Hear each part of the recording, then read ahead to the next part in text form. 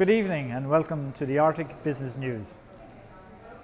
Calls for the CEO of Wilson & Brown to resign are only increasing as investors continue to dump the company's stock. The value of the Arctic's third largest oil and gas insurer have dropped significantly, sparking calls for a vote of non-confidence by the board. Representatives from Wilson & Brown continue to reassure investors that the sustained recent spate of iceberg-related disasters, including the Marzana oil spill and the sinking of the Christiansson, could not have been foreseen.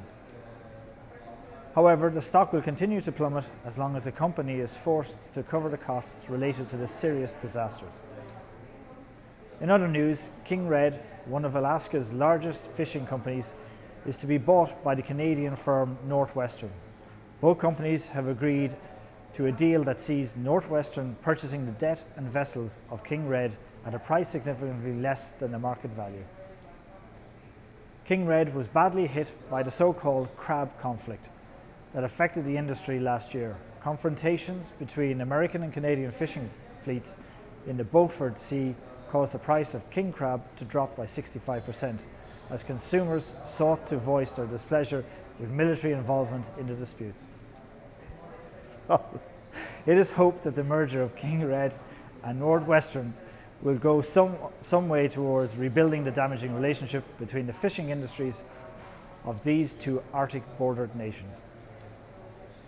And finally, ARC Mining, the second largest mining research contractor in Norway, has continued its growth for the second month running.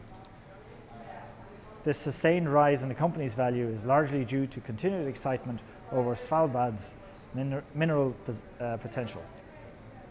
Results of an independent toxicology report on the 24 beluga whales that were found dead on the southwest of Svalbard last month will be released in the coming days. If the tests show that the beluga deaths were caused to lithium toxicity, it would seem to confirm the presence of vast deposits of lithium off the Svalbard coast. This news continues to drive the price of land on the island, and mining companies from countries including Britain, Germany and Finland are seeing an increased interest in their stock. From all here at Arctic Business News, good evening.